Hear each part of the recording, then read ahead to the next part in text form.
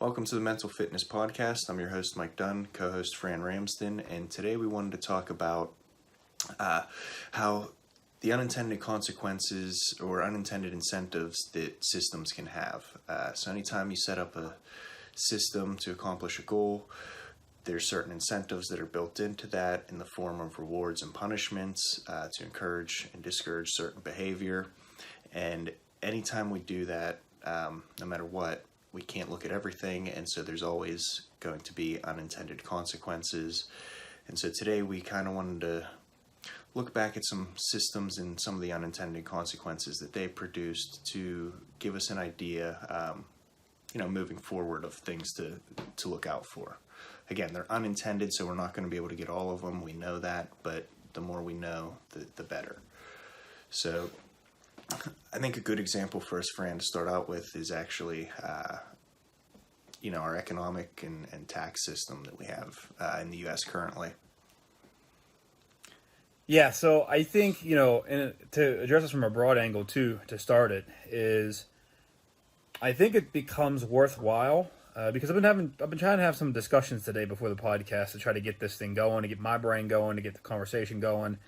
I've been tempted to have conversations around the idea of the podcast, which is these systems, and then just trying to get something basic down, such as how the system will break the participants or the individuals that are subject to the system or are a part of it, or how they're broken into groups, and if that's a thing. Because I think, first of all, every time you create a system where there's roles in place or guidelines or anything like that, you either have them apply uniformly and equally to every single person, or there are rules that apply to certain groups of people, and then if you find yourself in that group, you're following one set of rules or one outcome or one direction, and if you end up in a different box in a different group, you have your own set of rules. And the conversation that I've tried to have about the tax system is, to me, I think it's pretty clear that in the United States, we have a progressive tax system. You're put into different brackets based off of your income, and even to the point where X amount of income below a certain threshold is taxed at one thing, and then if it's above that, it's another. And then, of course, obviously with politics here, there's all kind of proposals going on about a wealth tax or to raise the taxes on the top 1%, anything like that. And again, you have to be careful, because anytime you're doing that, you are creating a subset of rules for people that qualify into that group. So when you say the top 1% have this X additional percent applied to them, well, you're creating a group of people that fall into the top 1%. Whether you mean to do it or not, it's happening by the nature of the rules. And anytime you do that, now you have a system where some rules apply to some people and not to others. And that's not inherently bad, but we need to be truthful about that. We need to be objective. We need to admit that, like, that's a thing. And then we can carry the conversation forward then about, is this best for the scenario? And so I wanted to kind of start there, because that's something that it's oddly peculiar, but people want to deny it. They're saying, no, our tax system is just one set of rules. That's it. And everybody follows the same rules. And if you pay a higher rate, that's because your income's different. And so they're trying to differentiate, I guess, income in the person. But for this context, to keep things simple, it's the same. Your income is you in the tax system. You're not there represented as a human being. You're there being represented by your income. And so it's certainly true that if you make, X amount of dollars and you're in one bracket and you're taxed at a certain rate, and somebody else is in a different bracket and they're taxed at a different rate, to me, those are not the same. I think that's clear. One person's taxed at X percent, someone's taxed at Y percent. And yeah, I guess it's one system, but I guess the easy way to do it is talk about sports, right? You could play basketball, okay? Everybody's playing basketball. There's a set of rules under the game of basketball. So yes, everybody's under the system of basketball. But there are certain rules. If you shoot a shot from this line, it's 3 points. From this line, if you're inside that line, it's 2 points. And, there's different rules that happen. But even in sports, it's not really you're not really ID'd by you as an individual person. Like, it's not if you're 5'10" or below, your shots are worth 3 points. If you're over 5'10", you're worth 1 point. So that's kind of the thing I'm trying to get across. And it is a complex topic, so it can be a little confusing. So I'm trying to give people the benefit of the doubt. But to me, a big concern with systems is how it either intentionally or unintentionally ends up grouping people. And from there, once you kind of admit that and can work with that, then you can see if it is a just system for all the groups involved, or if it favors one group, and then you can talk about if that's good or bad. Oh, we're going to favor one group, that's still beneficial for society, or it's not beneficial. So I wanted to start there, Dunn, if you had anything to add off of that, but I think it is important to talk about whether things are being put into groups and with their own kind of rule sets or sub roles, if you would, or if everything is universal and applied to everybody the same. Okay, yeah. So let's maybe back up or clarify a little bit more for people. So you were having this conversation, but earlier, but to open it up for everyone. So, like, what would be some negative unintended consequences of grouping people in that way? So let's start from, like you said, it could go either way. There could be bad intention or good intention.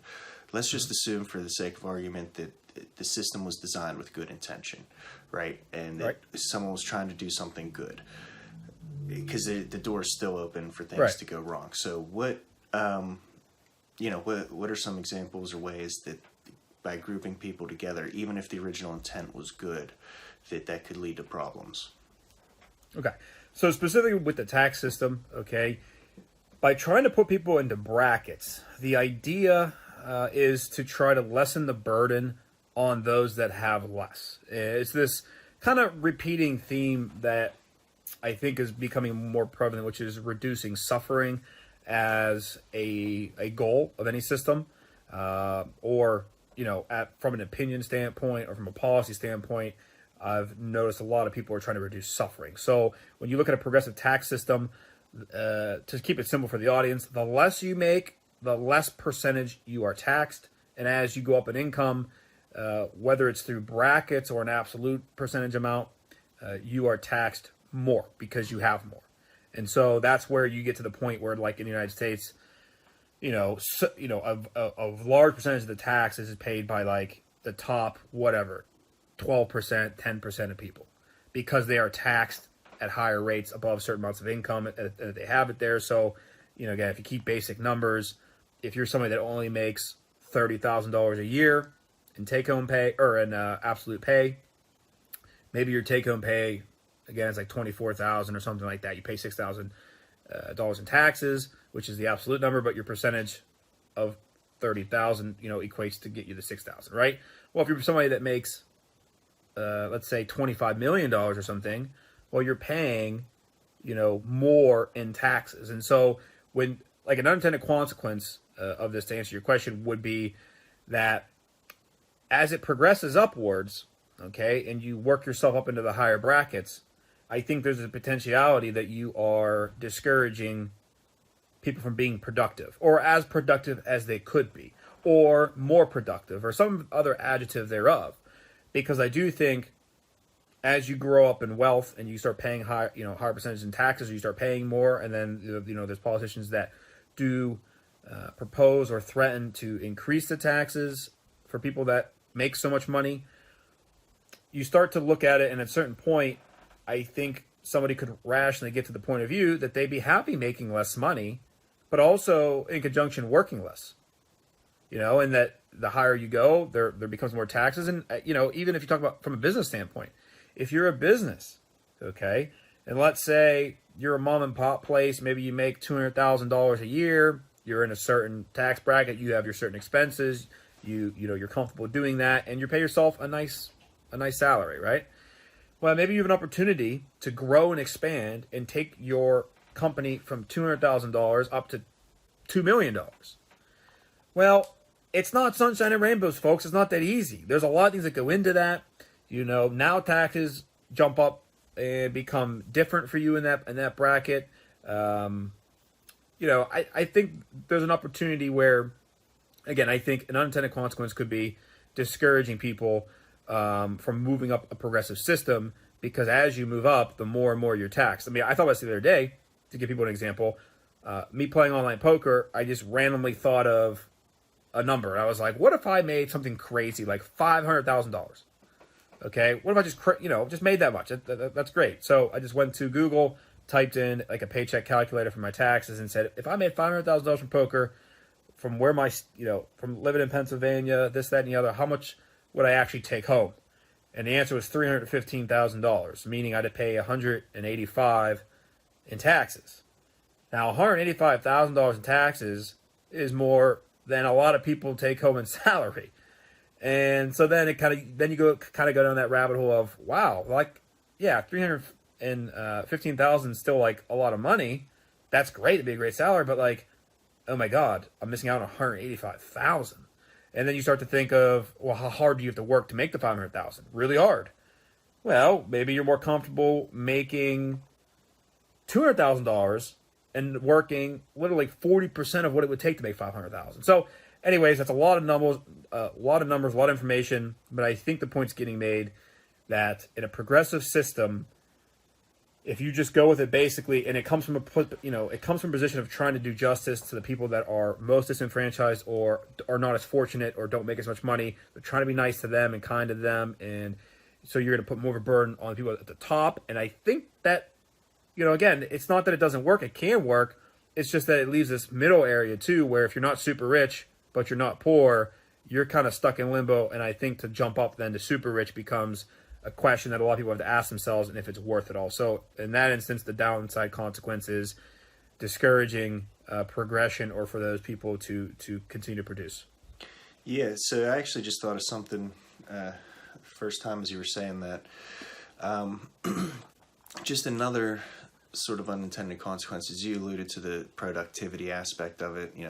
The more you make, the more you're taxed. So it sort of decentivizes you to continue being productive at a certain point, which that I've known. But what I thought about is there's still some people who are going to, like you said, think that it's worth it. They'll continue the extra effort and they'll make more. It may not be as much, but it's up to people's preferences, right? There's some people who will decide that it's worth it, others who won't.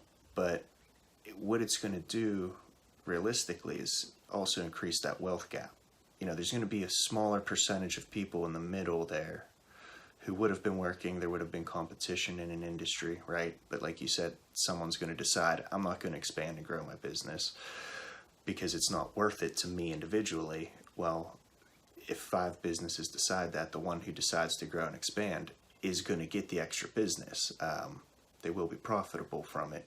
So again, not that there's anything wrong with any of these, by the way. I think that the main thing, though, is recognizing what it means ahead of time so that we know now what we're dealing with. As long as we're okay with that outcome as an acceptable goal, that's fine.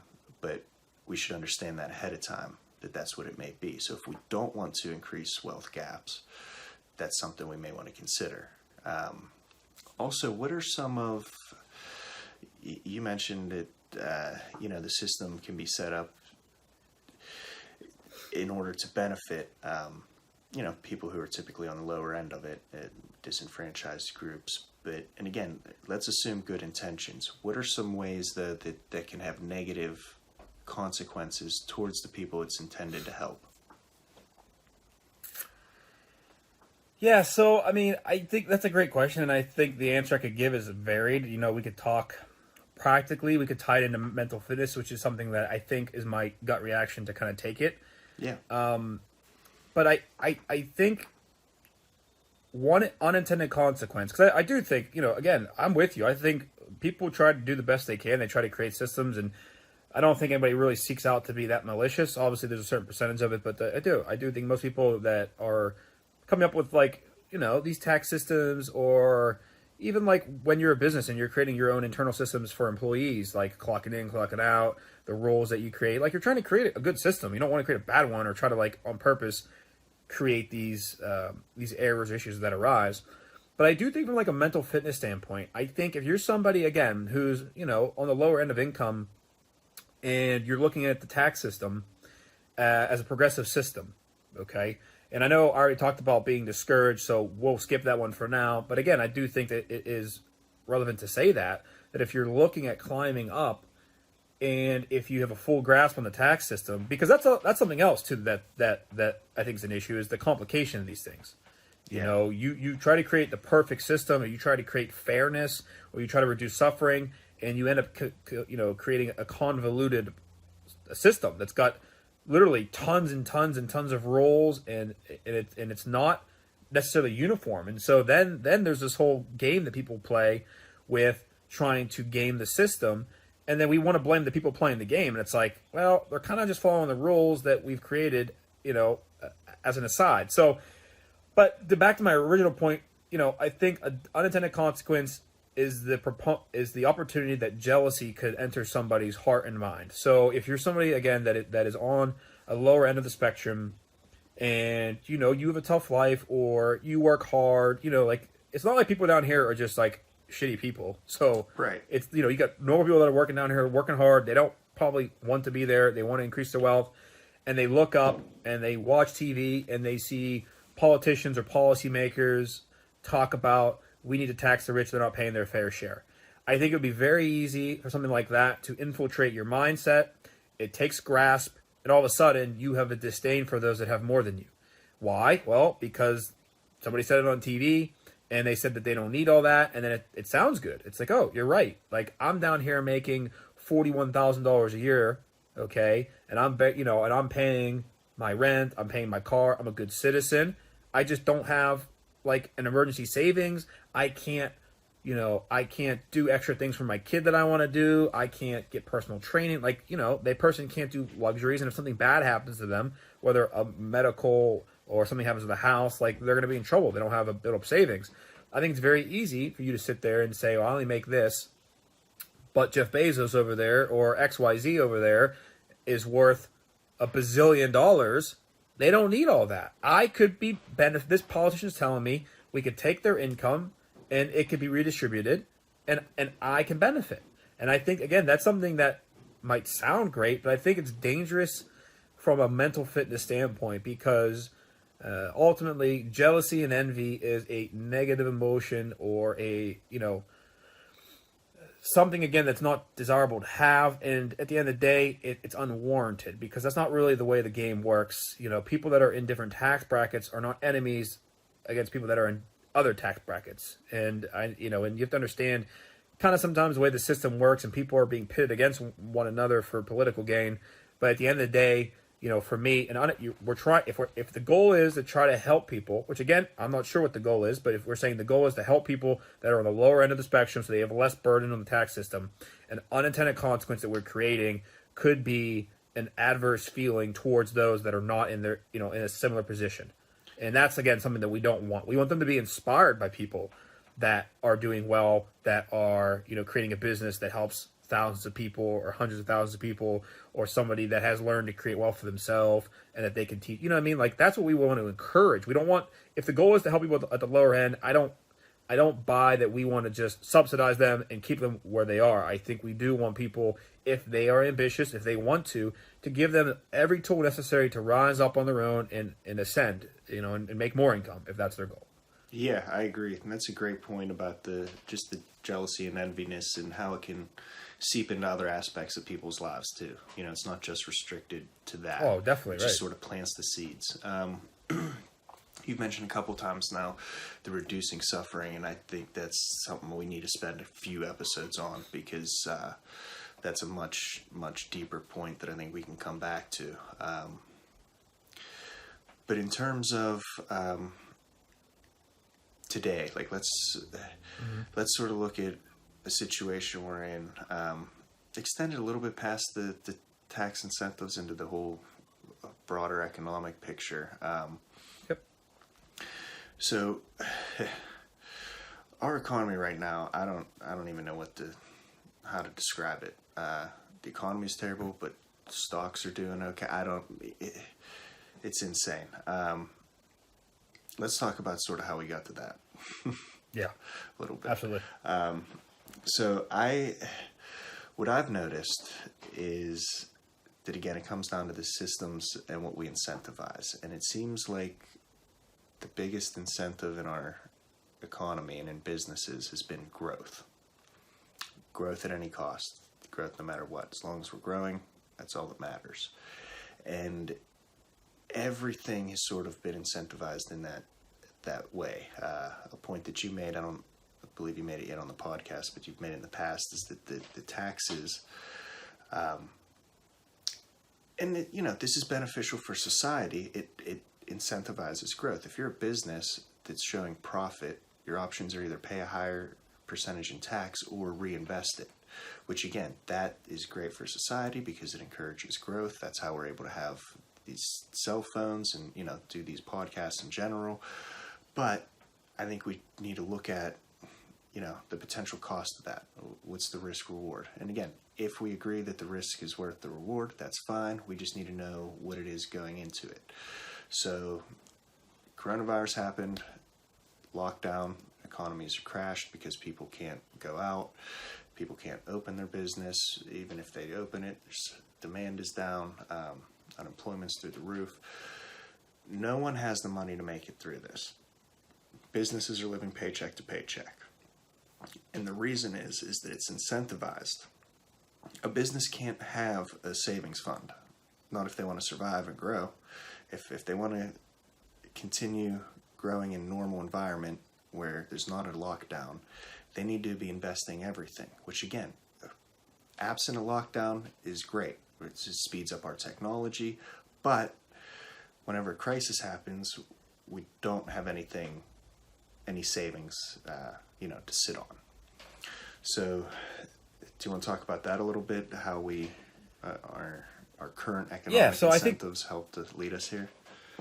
Yeah, so for businesses, I think the easiest way that we can explain this is try to use some real basic numbers and just get this point across, because I have seen a trend that people, during this crisis are saying things like, hey, these businesses, how come they didn't save for a rainy day? I had to save for a rainy day. Mm-hmm. Like, I don't get to just get bailed out, or I don't just get, stuff forgiven. Like, these businesses that are making so much money, they should have saved for a rainy day to deal with something like this. And I think while that overall sentiment I can get with in terms of the frustration, it's not practical and it does not apply. And what I mean by that is, let's say your business and your expenses are, or let's say your top line revenue and sales is $30 million a month. Every month, your business is making $30 million in sales.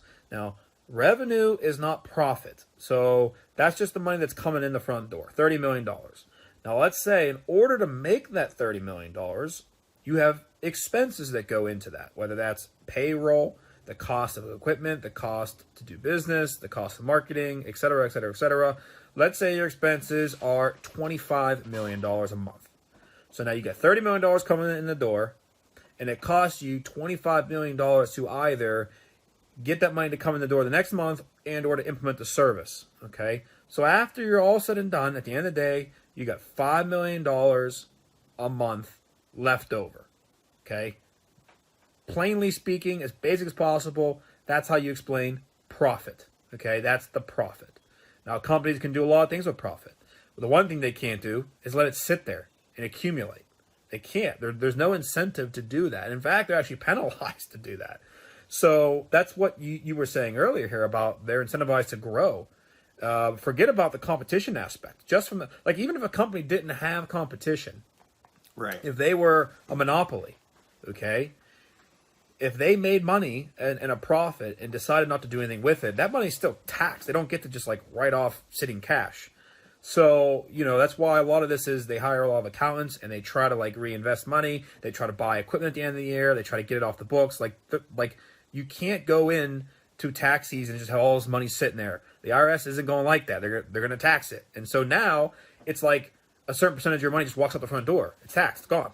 Whereas if you would have reinvested it, you can use it as a write-off where it's non-taxed money. You can use it to spend on things and, again, try to offset some of your true profits. So, Like, that's as basically as I can explain it. Well, what happens when COVID-19 happens and the economy goes down? That same business that's doing $30 million of sales a month all of a sudden drops to 15 million, cuts in half, or 20 million, like whatever, it goes down, and their expenses are the same. It's still $25 million. So now you have a company that's ran a $5 million profit month over month, but with our current system and the way things are happening, they have to either reinvest it or take it out as a profit, in which case the owners of that company will pay a tax, but they'll get the income, to themselves, right? Instead of it just sitting there and the company pays a tax and then it just sits there and does nothing. So they'll either take it or reinvest it or spend it or hire more people or do something with it. Well, there's no slush fund. There's no big, $100 million sitting there from, 20 months of savings. That's not the way it works. So all of a sudden, though, if the revenues drop to 15 million, their expenses are still at 25 million, they cannot afford to run a $10 million per month loss. There's nothing to pay it. They'll have to get loans, and even right now the banks are, everybody's screwed up. Everybody's screwed up. So there's no real loan money, which is why the government's passing all these bills left and right trying to get money out the window, aka printed. And so now, this company has to do something. They got to cut expenses. And so they can cut employees, they can cut marketing budgets, they can cut these things, but they definitely cannot keep $25 million expenses, pay everybody their full salary. Don't worry, just work from home, we'll keep paying you if their revenues are down. Can't happen. And that's happening magnituded across businesses all across the country, every industry, you name it. I people in my family that work for companies that have an increased demand during this time because they're involved with health and stuff, but their other businesses are down. Do you know what I mean? So great, it's cool that certain businesses could expand and have more of a demand for something during a crisis. Think about PPE equipment or whatever, but there are other parts of their business could decrease and it's not enough to offset. So that's kind of what we're dealing with. And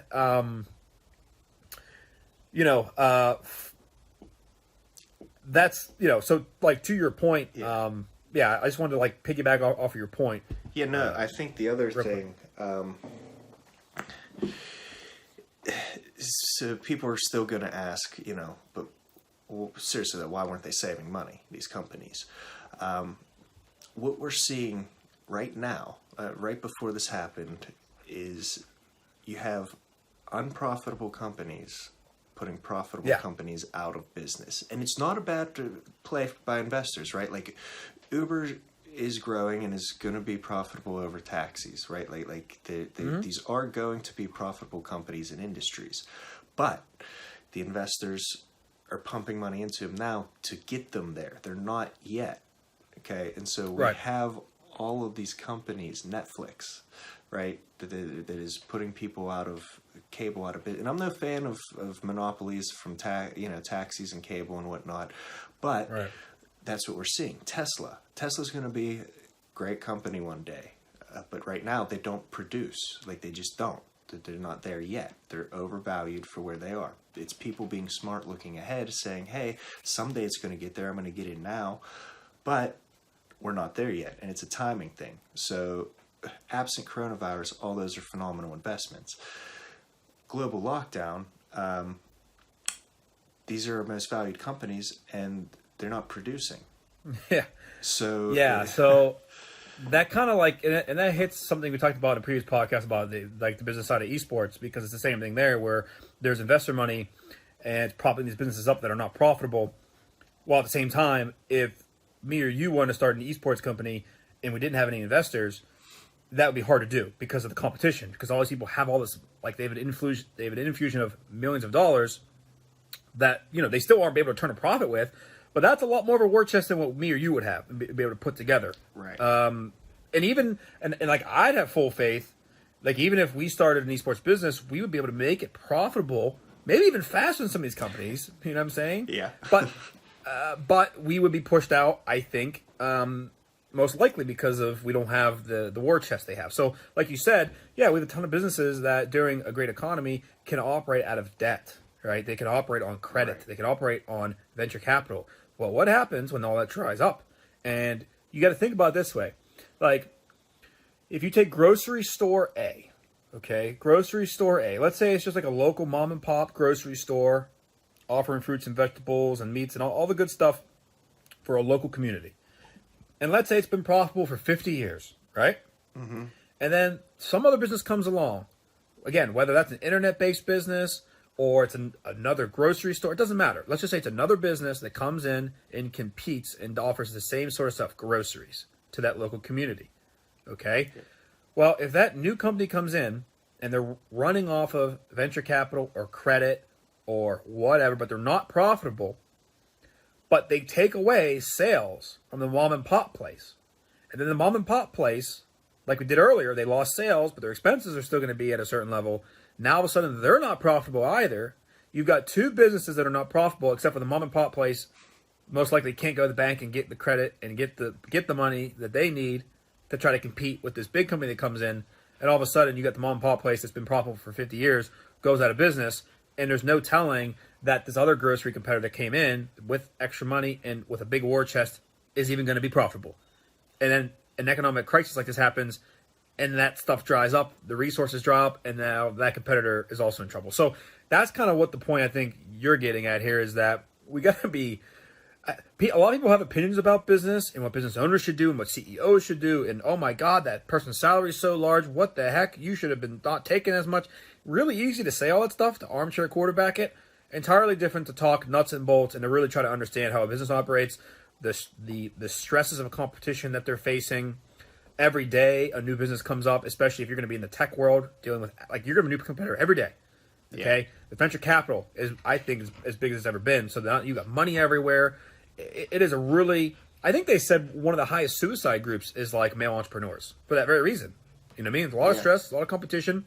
So, yeah, to your point, like, people just need to understand, have a little empathy. Like, this isn't easy. It's not just, oh, that person makes so much. Like, that's what we confuse revenue with profit and, like, war chest cash. It's just not the same thing. Right. And, a lot of, again, it's something that we just have to look at to understand the way the system's set up. And now we can evaluate it and say, hey, is this the way we want to continue to operate? Look at the benefits and the risks. So I guess the last point I think I want to make on the incentives is just, again, overall, about how right now it is benefiting. So for the investor standpoint, right, we're talking about business owners, but now we're talking about big business versus mom and pop. And historically, so if we're talking about actual free market capitalism, whenever something happens and the market is forced to correct itself, there are no bailouts. Companies fail, and it's terrible for those companies, but that's the market correcting itself. And again, there's issues when that happens too, but what I'm getting at is the incentive that we're setting when that happens. So in 2008, when the market crashed, the government announced that there's companies that are too big to fail and they will not let them fail. Well, again, what's that incentivizing the investor to do with their money? I'm going to invest it in that big company that is only going to make money because the government told me that they won't let it fail. Like, it's right that they've taken the risk away from it. Where traditionally, if the market crashes and there's a correction, investors sitting on money have to make a decision. Hey, do I put money into this large company that maybe was over leveraged and try to save it, or do I invest in some of these other smaller companies because the demand still exists, right? People still need stuff, they want stuff, just the company's going out of business. Where do we reinvest that money? Historically, it would have been in the smaller guy, and it would have been opportunities for them. Hey, that company's going out of business, this industry's affected, let's start a company, and there's a great opportunity for growth. And that was the incentive on the investors. Hey, their stock price is cheap. Let's get in now, get ownership, and then when they grow to this massive company, that'll be our payoff. But the government is sort of taking that incentive away and taking the risk away on investing in the big guys. And that's what happened with these loans that came out. They gave loans to businesses. Well, who's the bank going to give the loan to first? They're going to go to the bigger business. The small business isn't going to, they have to wait in line. Do you think that is, so bailing out companies that are quote unquote too big to fail, do you think that stems from this general theme that we've been hinting at, which is reducing suffering? Like, do you think the people that come up with these things are thinking like, oh, well, if this company fails, so many people are going to lose their jobs, and the economy might be in trouble? Like, is that, would it be fair to tie that mindset in? Like, we need to reduce suffering where applicable, damn kind of everything else, like we need to reduce suffering. And so that takes priority, and that's how we end up with something like a bailout for companies? Yeah, 100%. That's what I would, I think that's what it comes down to. So I think we're going to, I do want to, I don't want to, I know we've teased it a little bit, and I don't want to jump in a rabbit hole because we have so many ideas on this. We're going to need to devote a couple of episodes to it. It's important. But I think so. And again, even as we get in those other episodes, you'll see I disagree. But even if it's good intention, right? Like, that's what I'm saying. Even if they have good intentions with it, reducing suffering, I think we need to look at it and realize that it's not actually accomplishing the goal. And so, again, look at these systems. We're trying to, again, just get people to consider some things we weren't considering before. And then decide if we still want it. Because again, we have a system that prioritizes growth. And again, we have this wonderful technology because of it. So I'm not saying that growth is bad. We just need to recognize some of the risks that are associated with that. And we need to realize, because at the same point, you can stop growth altogether, and we won't have to worry about nearly the things that we have to worry about now. We've reduced the risk tremendously, but we also don't want to be stuck. So finding the proper balance, and again, just being prepared for it when it happens, I think is the biggest thing. Yeah, and I think like the way I'd like to wrap this up too, to talk about is, because it's a very tough topic. We're talking about systems and rules and the consequences, and it is very heady compared to like some of the other things we talked about in my previous episodes. But like, here's how people can try to relate this. So I think we all relate to like games, competition, or sports, and something like that. I think it's good to keep it there. It's simple. So any sort of game or competition is made up of rules. The obvious objective of this game is to create a scenario in which two opposing forces can be competitive and that the rules are fair. Okay, and that's how I often like to think about systems, because if you take, like we talked about the tax system, okay, and if you treat this tax system as the game, and then the individual rules in the game would be things like, if you make X percent, you're paying this. If you make this, you're paying that. Hey, you can write off if you have this expense. You can write these off. These are all the rules. And I think the goal of a system, again, I think tax, what's interesting about taxes is that might be like a unique subject because of the history. And again, if somebody studies history, philosophy, the founding fathers, of the way that they set up our country, had a very specific vision in mind. They had a very specific, they had a lot of fears. They had a lot of opinions about this, and they tried to do the best they could to construct this in a way that we would ultimately still be able to control our destiny. But they tried to give us tools and warnings like, hey, this is going to happen. If XYZ happens, then this is going to happen. Trust us. And, I think it's tough to kind of look back in history and to recognize that. And so we kind of shoo that. And we're kind of in the age that we think we're smart and we have everything figured out and we're going to make this perfect system. And I guess the main point I want to get across is bollocks, to create some system that we are going to announce as perfect, I think is quite the illusion. And so I think no matter what we do, there's going to be pros and cons. We need to make ourselves as aware as possible about what we're doing. And the big thing for me, at least one big component would be, in any system, are we creating groups of people within the game? And that's not even necessarily a good or a bad thing on itself. But again, then you can, once you get that question answered, if there are being groups divided and being created, then you can start judging whether that's a good or bad thing. But again, to relate to sports, imagine if during any of these games we started subsecting people out by some descriptor, whether it was height, whether it was left-handed versus right-handed. I mean, I don't know. If you go through it, like even baseball's an example. There is no doubt right-handed batters and left-handed batters are separated into two groups. You stand on different sides of the plate. It's probably a good thing, because imagine if they force everybody to be on one side. Someone's at a disadvantage. So there's these things you got to think about even, and they definitely exist in the tax system. People are definitely put into brackets into different groups. And, just having that awareness at first on any system, what's happening to the people that are in that system, then allows you kind of to debate those finer points that we talked about today, which is, what's the outcome? Is it a fair system? Is it a just system? What are the unintended consequences, which no doubt are going to exist? And that's why you're able to adapt and to be able to change rules and change laws and change things.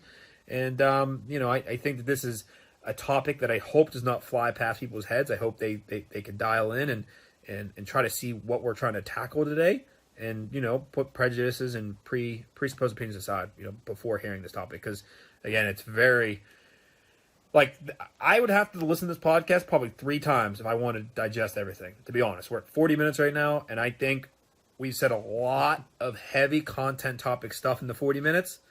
I just don't. My hope is that we were broad enough that we hit the right points, but we were also provided specific examples so that the points could get across. So I hope we've been able to accomplish that. Yeah, I agree. And, leave us your feedback if you feel otherwise, and why don't you maybe point them in the right direction on where they can do that. Yep, so easiest ways to do that is on Twitter, @RamsdenMF. That's @RamsdenMF. Facebook and Instagram, it's also @RamsdenMF. You can leave your feedback there. And then obviously the podcast audio content is going to be released to all the podcasting platforms. The video podcast versions on YouTube and Facebook. So again, you can comment on any of these platforms. As soon as that notification comes in, we'll get on the horn. We'll create that discussion. Again, we're willing to be wrong about anything we talk about. We hope that those that come in are willing to share their opinions. And just, it can be scary and brave. It can be scary, and it might take some bravery to put your own opinion out there because, the thing I find more and more often, the thing that I'm really understanding is that it's easy to have opinions. It's definitely a lot harder to defend them. And especially if we're creating opinions that aren't fully thought out or vetted or based on based on a philosophy or based on something. If we're basing it on ideas or just what we feel like or just what someone else said, that's no good. And so I think, again, we're trying to create conversation, discussion. So if any feedback on today's episode, good, bad, or otherwise, you just want to jump in and keep it going, those platforms are best to do it. Just add us, tweet us, comment us, and we'll jump in. All right. Thanks, guys. We'll see you next time. We'll see you.